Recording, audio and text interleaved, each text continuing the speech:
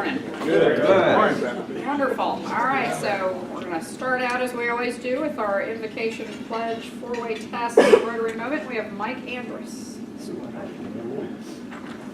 Please join me in prayer. Oh, Heavenly Father, we are honored and humbled by your presence among us this morning. We give thanks for this beautiful day. We give thanks for this food, but most of all, we give thanks for your grace. And in the words of the prophet Micah, we ask for open hearts and open minds to act justly, love mercy, and walk humbly with you. In your name we pray. Amen.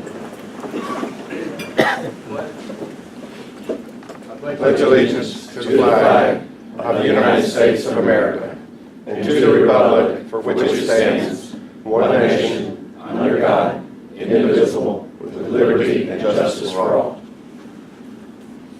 And before we test, other things we think, say, and do. Is it the truth? Is it fair to all concerned? Will it build goodwill and better friendships? Will it be beneficial to all concerned? So our Sergeant at Arms report.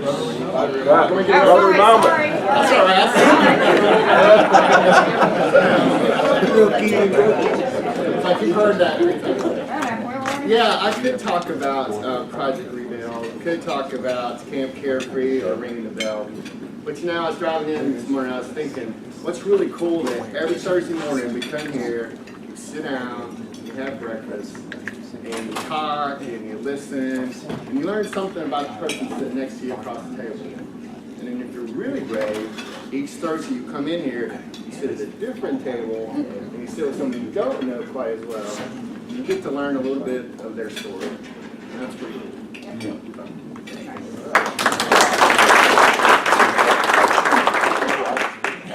All right, so now our Sergeant at Arms report. Good morning. We have a few guests and visitors this morning. We've got Mr. Tim Hansen from Airport. And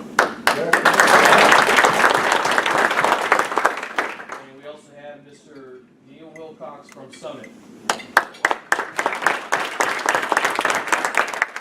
we also have three guests this morning. Mr. Dan Quinn has a guest, and would you like to introduce? I'll introduce Beth in a few minutes. She's going to speak for us today. All right. Mr. Steve Brand. Yep. I have my son with me today. This is my oldest, Seth, and he's dressed in his silver Air Patrol garb because we thought we had an orientation flight today, but apparently we don't. So now we just keep hanging out. Tell them to keep an eye on Bobby today. I thought he was here looking for me. And also, Mr. Jim Kennedy has a guest. I'll introduce him. All right. All right, thank you. Birthdays and anniversaries. Dorothy's filling in for Brian, who's filling in for Kevin. This is Beth from Greensboro. Okay, birthdays, Ralph Jones on the 18th. Ralph here. Rotary anniversaries, John Nosek on August 14th, 1 year, and Tom Richardson, sorry about that. I was trying to read the date here and I couldn't read it. Also on August 14th. And then wedding anniversaries, Emily on the 18th. How many years? 24. Nice. Wow. Married when you're 12 years. Tom Sears. I think Tom holds the record for the club. Yeah. We got 48 coming up. All right. Emily, can you make another 24? Right. Hey, Kelly's birthday was yesterday. Right. Yeah, it was. Yeah. I sing happy birthday. 29. Yeah. Well, Beth Jim. McAlhany is having her 16th anniversary today. Her anniversary was 16th. Is Beth here? No? Sorry, guys. Yeah, well, and don't blame her, it was my handwriting. I printed it out at work yesterday and left it at work, so I had to look online this morning and pull it down. Your handwriting was fine, I shouldn't. And Dale's birthday was also yesterday. oh, hey, Dale, yeah. A lot of people who have birthdays. Yep. Good. All right, so Some announcements. Remember, the district governor's visit is next week. Please make plans to be here. It is the one time a year when he comes and does his program, so we want to make sure that we show up for the district governor and have a good showing. Let's see, Pete, you wanted to remind us about this Saturday. Yeah, don't forget, Saturday, 8 a.m. in front of Cleopatra's. Street cleanup, easiest makeup you can have. Sell it, Pete. Well, and for people who are new on the Sign Up Genius, it says 8 to 12. It doesn't take that long. You're not going to be 8 to 12 minutes after. I mean, it takes an hour at most. Yeah, Where are we meeting? Where are we going, Pete? Cleopatra's. Cleopatra, same place, same time, 8 o'clock. He was saying where are we meeting, so yeah, Cleopatra's. All right, Steve, talk about Project Rebuild. Yes.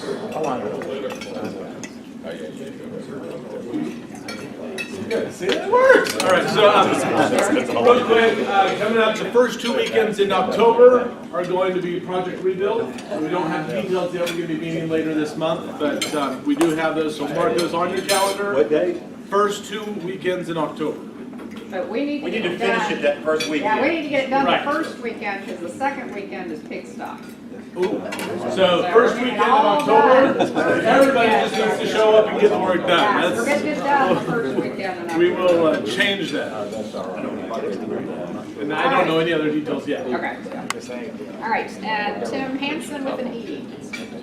On September 12th, the Airport Club is having its annual fundraiser.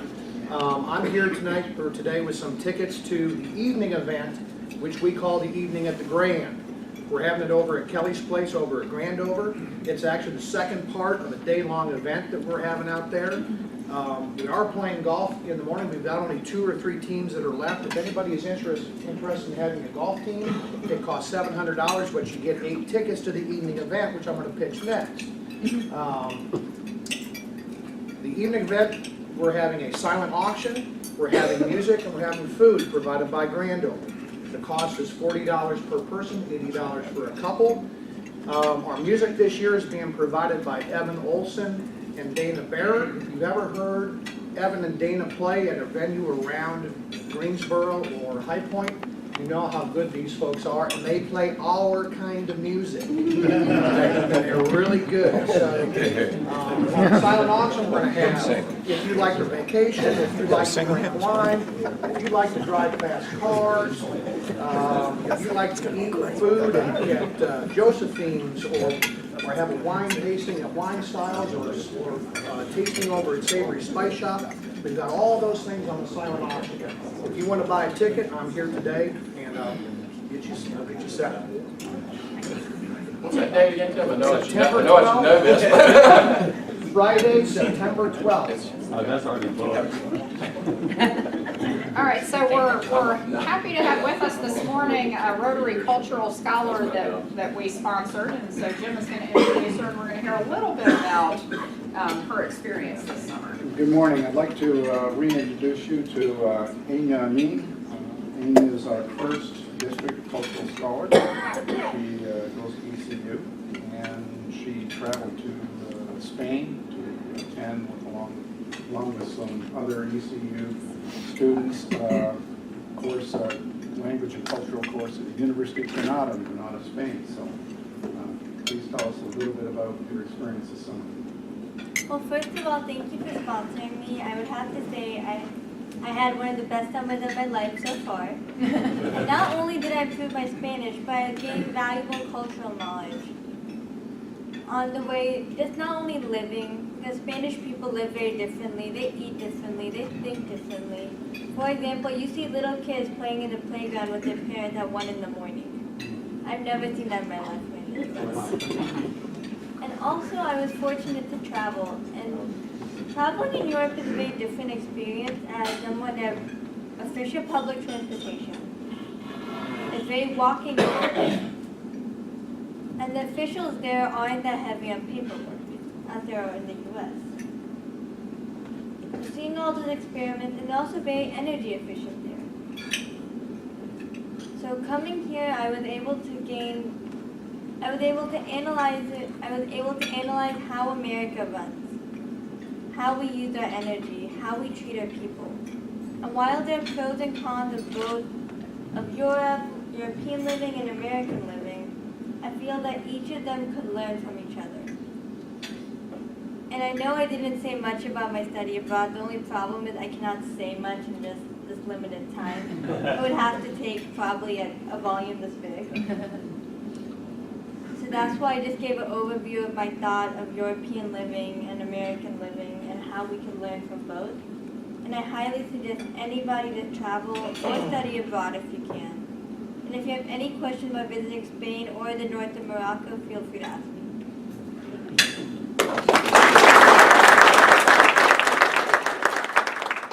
So one last thing before Happy Dollars, we did get a thank you note from Katie Quinn for her Royal experience, so I'm going to pass that around so you all can see Katie's thank you note to the club. So Happy Dollars. Happy Dollars! Happy Dollars. Oh, thank you, Mike. I just want to support what Emily had said. Next week, I hope we all fill the house for Patrick Eakes, who is our district governor. Patrick is terrific. Family of Rotary, he is stressing this year. We already do that in our club, get our families involved in our projects, ringing the bell, Camp Carefree, and so forth. So please come next week, and if you see one of our members that's not here today, let's fill this place for him. He's a terrific guy. He's got a terrific future, by the way, in Rotary. My second happy dollar, and this is a save the day, and I know it's out there a little bit, but Patrick and I were able to get John Germ to come to speak at our foundation banquet, which is going to be November 6th at the Curry Convention Center. We're moving it there. Little did we know, John Germ was just named last week as Rotary International President nominee. So he's a future president of Rotary International, wonderful Southern gentleman from Chattanooga, Tennessee, just driving over for the day. So please mark your calendar for November 6th at the Curry Convention Center. Not wear shorts. Can you wear shorts to that? We'll let you in anyway. I got a bunch, so I hope that's enough. I might have to hear some more. First, I'm so excited to have Beth McAlhany here from the Greensboro Science Center. As we all know, what an amazing, amazing place that is. She's a dear friend, and I'm just excited to have her with us. Her and Glenn over there have just done unbelievable things. And from a tourism perspective, our business, hospitality, I can't tell you what it does. I mean, it's an amazing thing that groups that are coming to Greensboro that are looking for things to do, this is such a draw. And has helped us in our business as one of those things that makes us a desirable location in Greensboro that helps all of our businesses. And secondly, I just want to say, Aenia, that this is what Rotary is all about. I mean, it's amazing what happens when you have one culture visit another culture. That is what Rotary is built on, and our family has been a beneficiary of that as hosting an exchange student before, so congratulations to you. I did have a great birthday yesterday. Thank you for all those great birthday wishes, and you may have seen on my Facebook post, if you saw it, I got a really cool present. As a lot of you know, I have always really had as the Desirata the poem, a kind of as a guiding light, one of those things that I turn to and read, among other scripture that I read.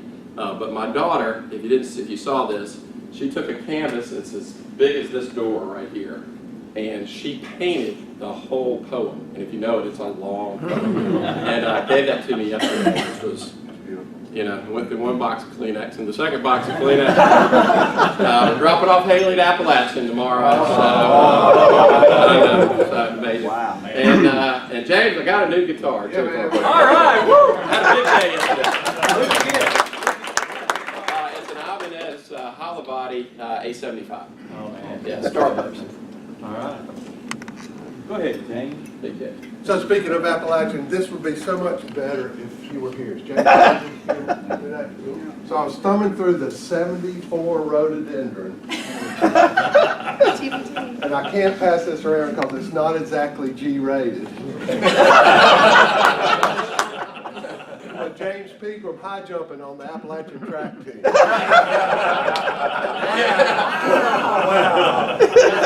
So I'm not going to lug it around. I'm going to give it to him next. Zed, what you got, Zed? Me again. Yep. Anyway, I just want to thank Emily for last week. The Queen Chief Person, thank you. One of the things I want to say today is this.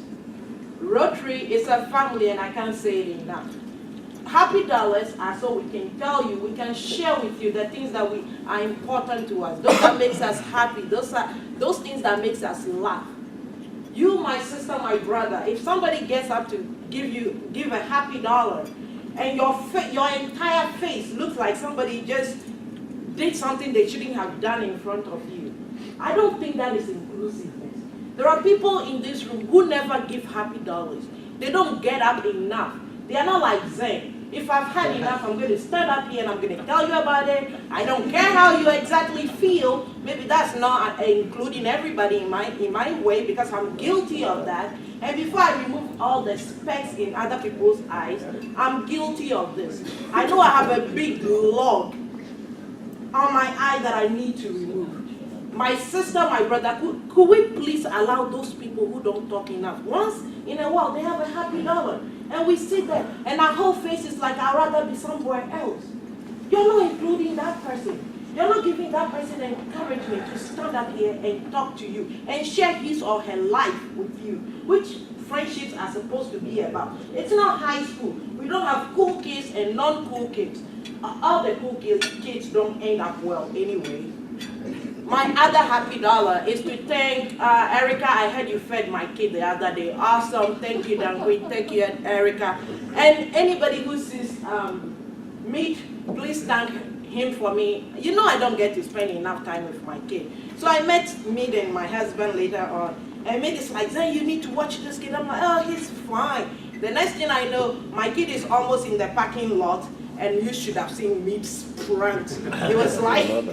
And before I could say, Meat had my kid and brought him back to me. So thank you, Rotary, for including all of us, even the non-cool kids.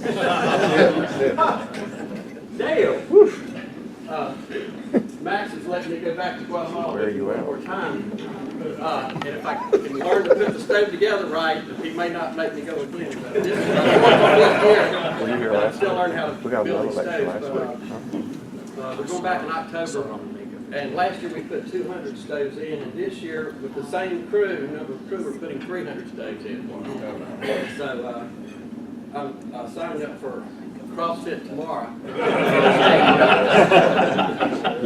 But we do need your support. With 300 stoves, the stoves cost, or the stoves, the water filter, painting, the inside of the house, and pouring a concrete slab, so they have dirt floors, so we had to pour a concrete slab to put the stove on. So the whole thing is $300 per home.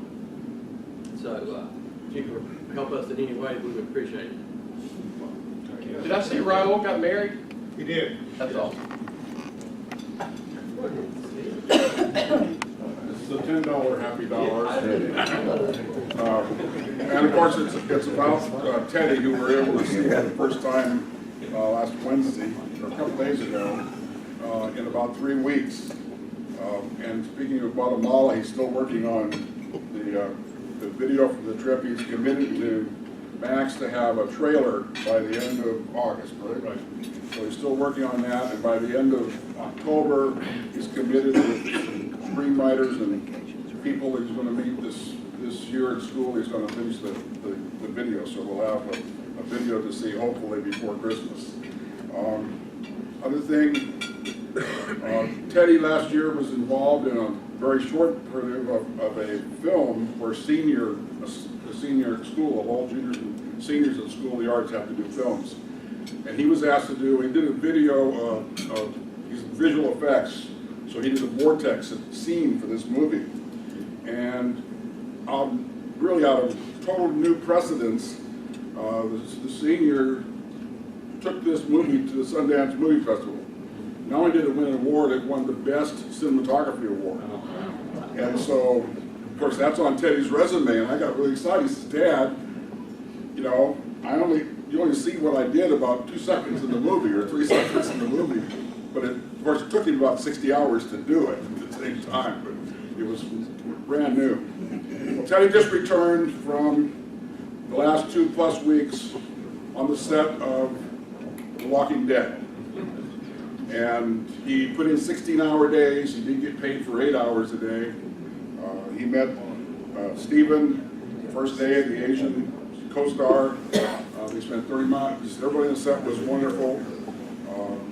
Visual effects people. He has a mentor who is in charge. They have 7 on-set visual effects artists, attending all the work on the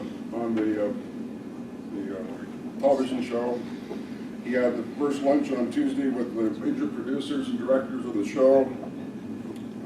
He met Anthony Lincoln, who is a star, which is really a nice guy. I didn't know that he was British, but he stays in Southern character all the time.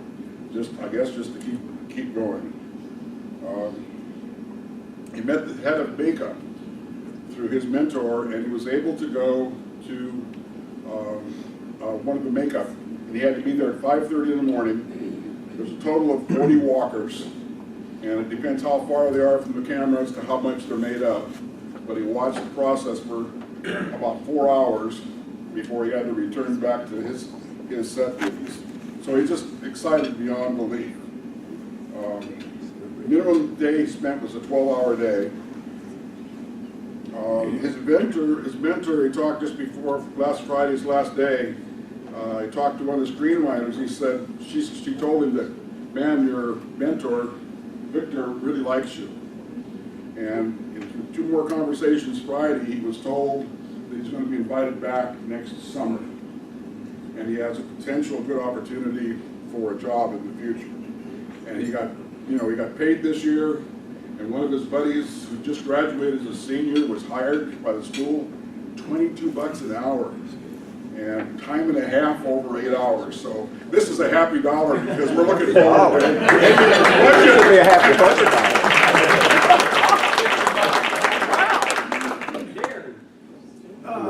On the subject of intercultural experiences and tissues, our 16-year-old daughter Grace leaves a week from Monday. She's going to Ostray, France, which is about 20 minutes outside Paris. And she's going to stay with a family that has 4 children. The oldest daughter is going to Peru, so Grace is going to go into her bedroom and take her place. She's very excited, and I'm a little less unsettled now than I was before. She's ready. If anybody has any psychiatric referrals, I'll keep you posted on how she's doing.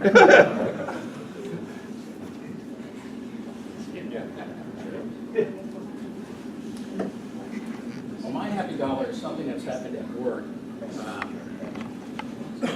As you know, if you're in sales, you got your budget top down in most cases, and ours is. I've been able to recruit a really good team the past several years. So there's 3 of us that do the recruiting here in the Triad. And for you those who probably don't know what I do financial recruiting for finance and accounting for companies. So yesterday, we booked a placement that put us over our budget for the year already. So if you want to know how the economy is doing, when people are hiring accountants, it's probably something real positive. We were just excited that we're, besides our office, because we have offices in Raleigh, Charlotte, and our area includes South Carolina and all of Florida.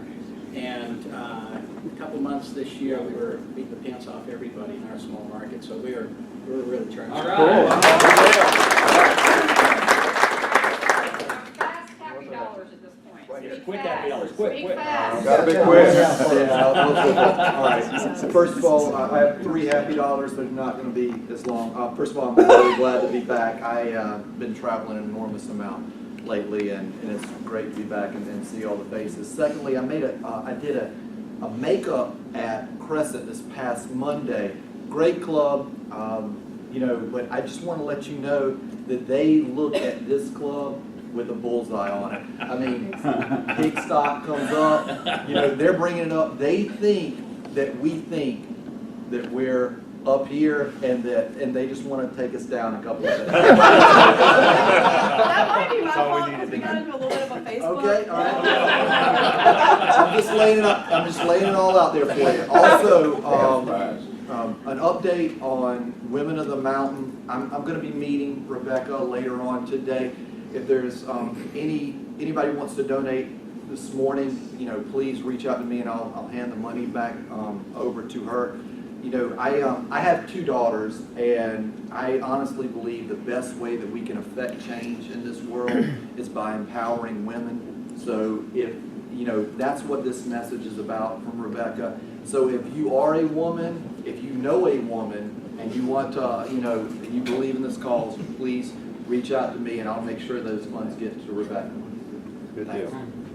All right, let's do 2 more real quick. Chip, go on real quick. Women of the Mountain donate something, and Dennis, be careful. The last time I hit my goal in August, they cut me off, said I couldn't make any more money, but I could stay at the company for the rest of the year.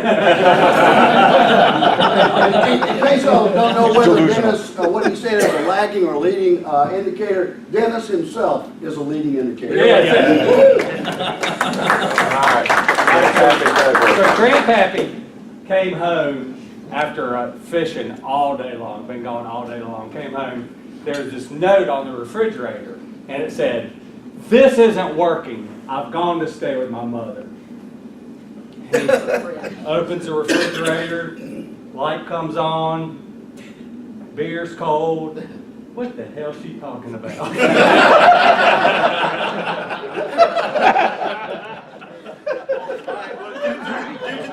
Extremely happy nature of this club. Edit Beth's introduction down really quick. This is Beth McAlhany. I'm so sorry. From the Greensboro Science Center, formerly of Richmond, Virginia. And I'm going to just edit the rest and give it to Beth so she has time. You guys welcome. That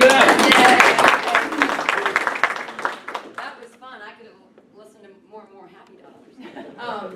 Thank you so much, and I'll edit a little bit. But listen, my father is 90 years old and going strong in Richmond, Virginia, and I don't think he's been this proud in a long time. Maybe since I delivered his 2nd grandson.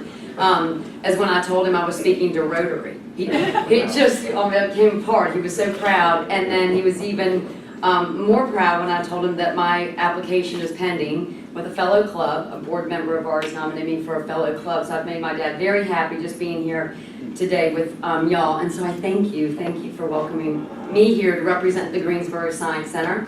And I just want to thank you for the extraordinary work you do for this community and internationally. It really is quite amazing. And I've watched it since I was a little girl, and I'm going to be really proud to be part of your ranks soon, I hope. Unless there's blackballs, I don't know. I shouldn't knock on something, right? But anyhow, I will get into the meat of this. My dad told me, he didn't show me a secret handshake, but he told me, honey, try to start with something funny, and then if you're not funny, just get to the point and get them out of here. So I said, okay, Dad. So anyhow, listen, recently, the Greensboro Science Center was featured in this book. Let me see if the Greensboro Science Center was featured in this book, and it might not be on your bedstand, but it's an international bestseller in museum circles. There are 6 museums featured in this book in the country, and we are one of them. And it's all, the authors talk about our secret sauce of what is helping us thrive in a time when many museums are dying on the vine. So it's quite an accomplishment, and I'd love to, if anybody wants this, it's got great business and organizational secrets in it, so we've got plenty. So please contact me if you'd like a copy. But it really showcases the success we're having as a public entity, a public asset that's managed with a private entrepreneurial mindset. And I think it's a model that should be looked closely at for future endeavors and organizations like ours. A few months ago, we hosted Edlin Koster, the new director of the North Carolina Museum of Natural Sciences, and his board at an evening reception at the Greensboro Science Center. And in his remarks, he lauded the Science Center as one of the most highly regarded of its kind, by museum leaders and frequently mentioned as an organization to be studied for its innovative approaches to the opportunities and challenges of today's museum world. And he also held my boss up, Glenn Dobrogos, as one of the most entrepreneurial executive directors in the country, in the museum world. So it was wonderful affirmation from our friends in Raleigh. I'm in a unique position because I spent many years as an impassioned volunteer for the fundraiser. Kelly was part of this. A group of us got together and raised over $150,000 to build the Davis Kelly Memorial Fund, and went on to have more fundraisers. So I was a passionate volunteer, and then was asked, I taught at Elon for a long time, got tired, and started looking around, and Mindy Oakley, my good friend, recommended me for this vigorous but part-time job at the Science Center heading up donor relations. And I've only been there 9 months, but as a newbie, I can already tell you how fortunate we are to have such a passionate board and staff and 700 strong volunteers at the Science Center. So it's a real honor to work there. I have to ask, show of hands, how many folks have been to the Science Center in the past year? Oh, good, more than I even thought. Okay, well, if you haven't, it may be because it's been a while. Maybe you haven't been there for a while with a child or a grandchild, or just yourselves. You don't have to be a child to walk in the Science Center. But in that case, thinking of that, I just wanted to take just a bit of time to talk about the what and the why and the what's next at the Science Center. We have made major strides in our master plan, and there's much more coming. And there's more coming that's soon going to take any conception of the age cap off the Greensboro Science Center experience, and I'll show you that. Just real quickly, I'm not going to go through this whole thing. I want to point out a few highlights on our story history here. You might remember that in 2000, we received a $3.5 million bond from the city with a 72% vote. And with that, we also raised $1.5 million in private funds. In 2007, we opened Animal Discovery, our zoo, which hopefully you visited. And we also went on to raise additional funds from that unexpectedly, because people came in and said, oh my gosh, I gotta be a part of this, and unexpectedly received an additional $1.2 million in private funds. In that year, we doubled our attendance from 125,000 to 250 in 1 year, and that was sustained. Our master plan in 2008 was unveiled, that was crafted solely by our leadership, and it phased out 3 eras of growth and innovation, which I'll talk about. Real aggressive growth in attractions, visitors, and revenue. And in 2008 also, Dr. Andy Broad at UNCG conducted an economic impact study for that master plan. And he predicted that when we reached the 400,000 annual visitor mark, that we could expect a prospective $25 million generated in the local economy. And I'll circle back to that. In 2009, you might all remember this, dismal economy. And we were honored to receive a $20 million bond from the community, a 61% vote, and a dismal economy. There was no private matching requirement, but we did raise $1.5 million with the help of Mr. Bob Raswell and a very energized committee. And today, we push on with those fundraising efforts to energize our future growth and transformation. Bond money is still will be released to us as part of that $20 million. We've spent 10, we have 10 remaining.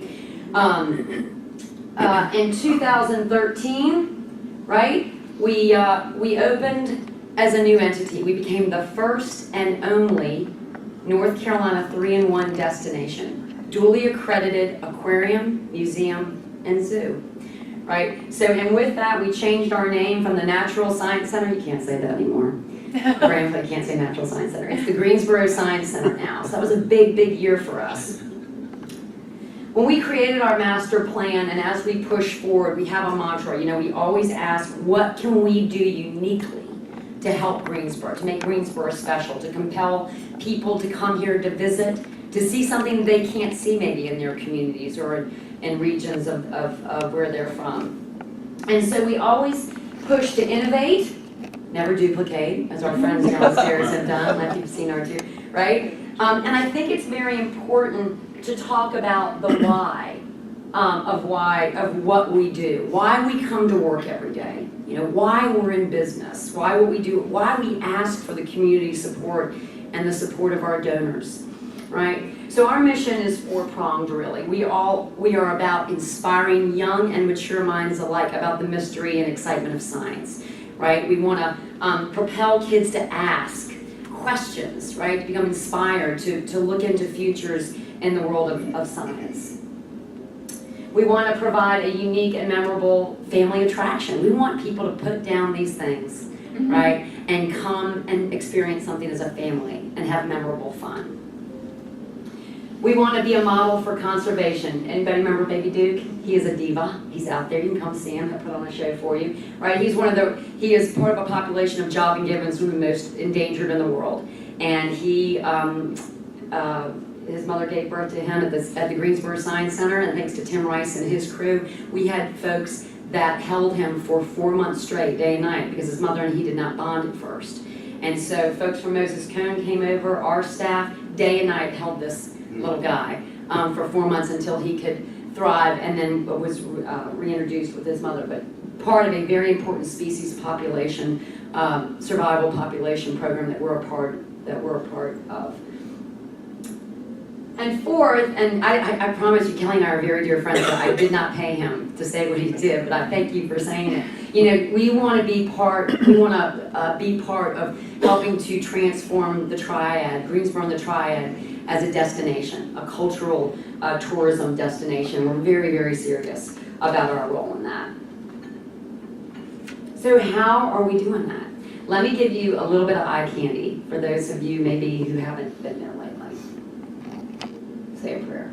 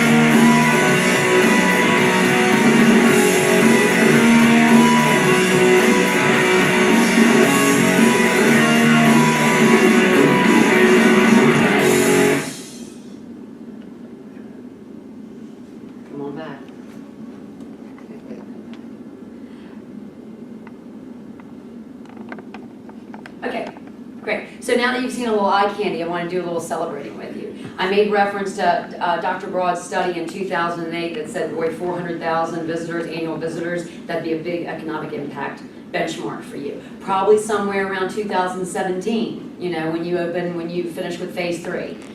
We just did it last month. And we surpassed 400,000. We had 430,000 visitors this past fiscal year. So we're thrilled, right? We're thrilled. And with that, we joined the top tier of attractions in Greensboro in terms of visitor attendance that walk through the door. So we're really thrilled that we've reached, you know, to reach that mark, and it's energized us, of course, to push forward.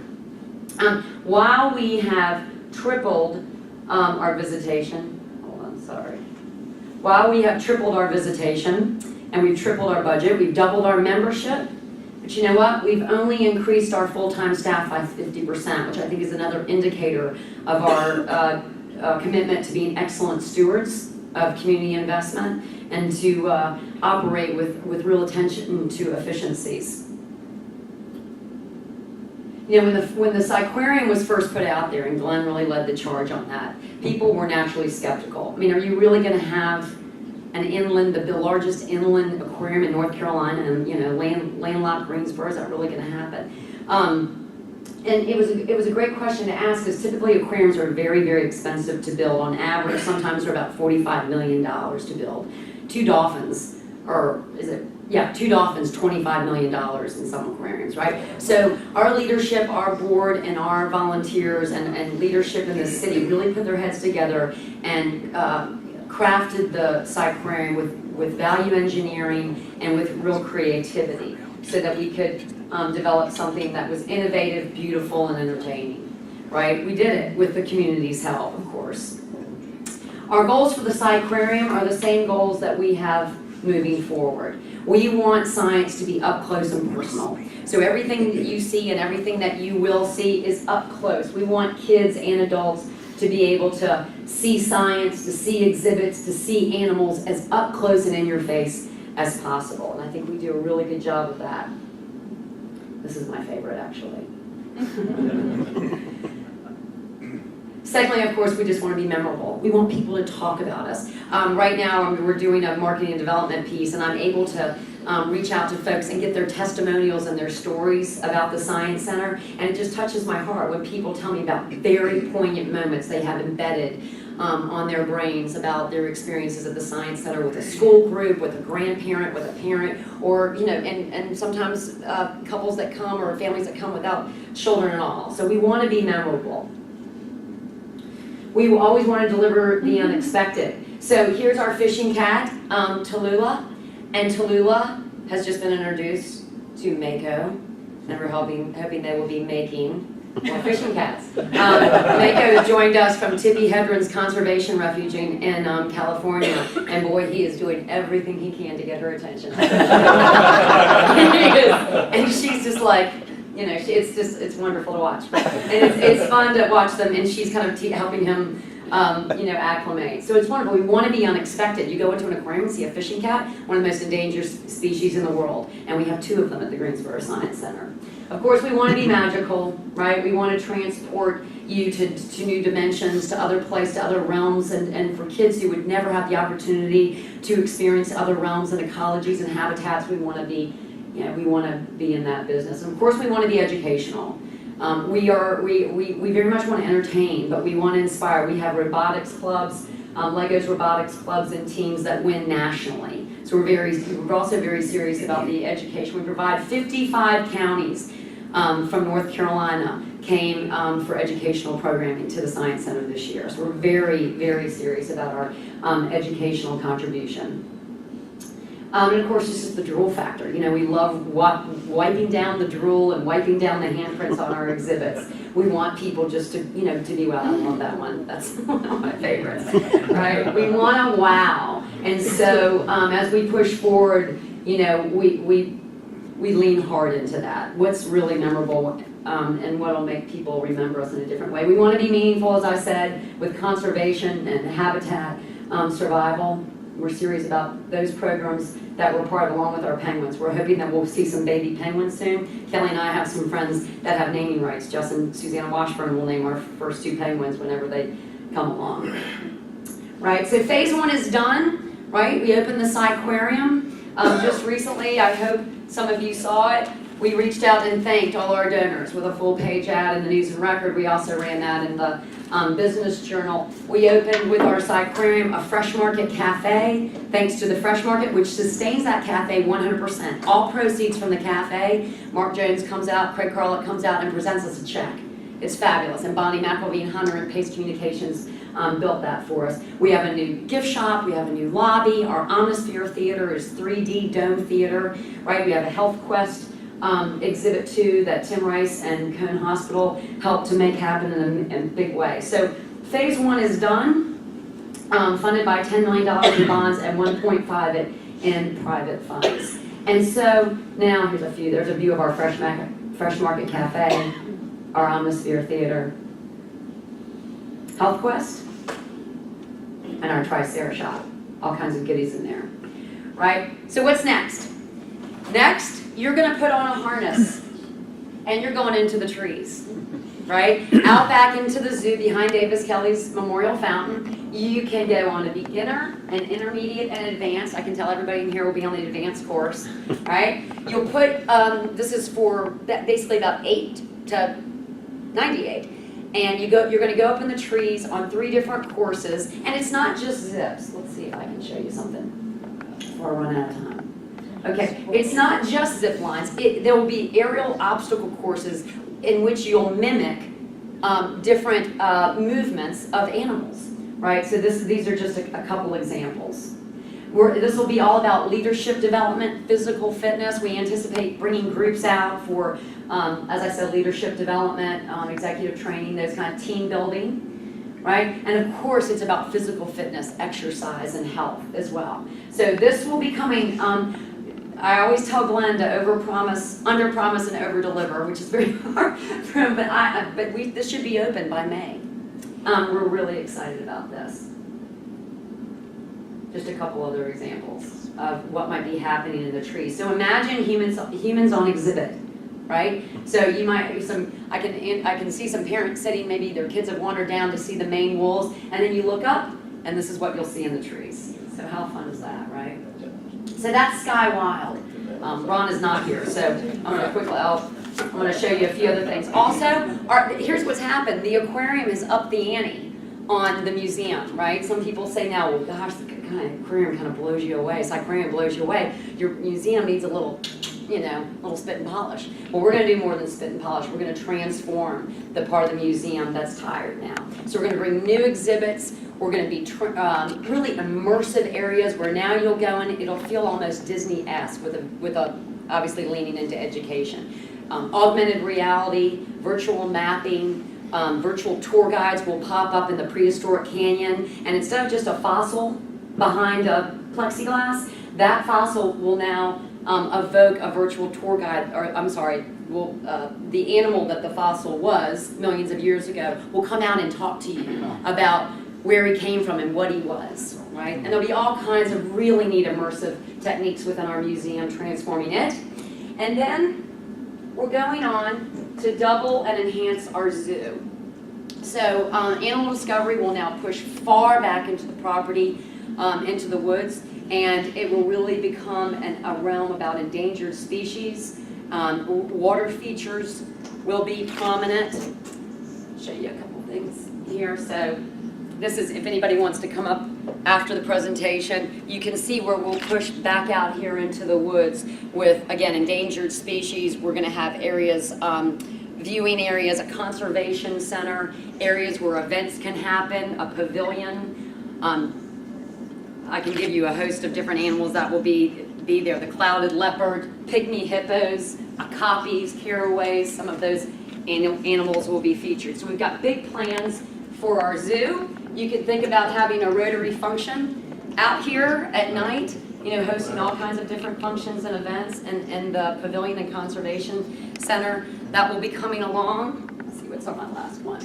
Yeah, and just kind of an up-close view. The red pandas will not be running loose like this. When Glenn first brought this in, we're like, no, So this is just kind of a taste of what we've got coming. We're really excited about it. It's an exciting time to be at the Science Center. And I hope I've compelled you to come out and give it a look and just take a look around at what we've got going on. Please, if you do, call me so I know you're coming because I'd like to come out and greet you. Last thing, September 26th, big fun party at the Science Center, See to Believe Gala. On Friday, September 26th, you can buy tickets on our website if you'd like to join us. Thank you so much for having me here.